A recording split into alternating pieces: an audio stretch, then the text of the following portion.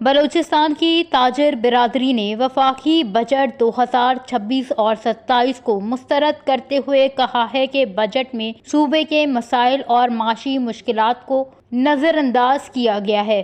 وش news سے گفتگو کرتے ہوئے انجمن تاجران کے نمائندوں نے کہا کہ وفاقی حکومت کو بلوچستان کی مخدوش صورتحال اور وسیع رقبے کو مد نظر رکھتے ہوئے خصوصی فنڈز مختص کرنے چاہیے تھے۔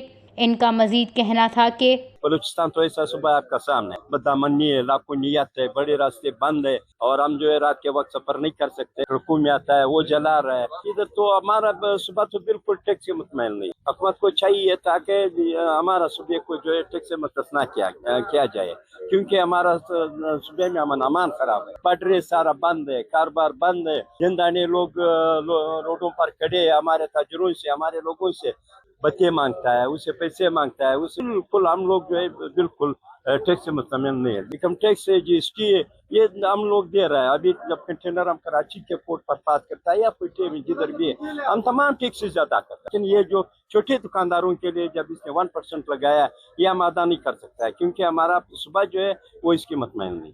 ہونا تو یہ چاہیے، ہم وزیر اعظم صاحب سے اپیل کرنا چاہیں گے کہ بلوچستان کے مخدوش صورتحال کو دیکھتے ہوئے، اس کی پسماندگی کو دیکھتے ہوئے، چونکہ آدھا پاکستان ہے، ہماری یہ گزارش ہوگی کہ وہ رقبے کی بجائے آبادی کی بجائے رقبے کے لحاظ سے ان کو فنڈ جاری کیا جائے، اور جو بلوچستان کے بے روزگار نوجوان ہیں، جو بارڈر سے ان کا روزگار منسلک تھا، ان کو فیسلیٹیٹ کیا جائے، انڈسٹریل زون یہاں پہ لائے جائیں، کارخانے بنائے جائیں، بلوچستان کے عوام کو روزگار کے مواقع دیے جائیں۔ تو پہلے سے بلوچستان کی مخدوش صورتحال میں ہم ایک بڑی مشکل سے گزارا کر رہے ہیں۔ ہماری حکمرانوں سے، وزیر اعظم صاحب سے، صدر پاکستان سے، ہمارے چیف آف آرمی اسٹاف سے گزارش ہے کہ وہ بلوچستان میں روزگار کے مواقع پیدا کرے۔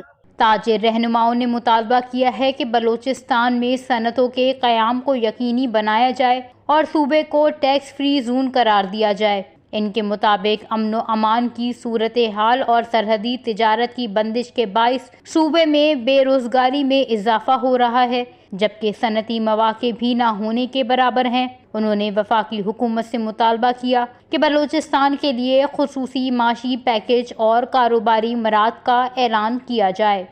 وش نیوز، کوئٹہ، بلوچستان۔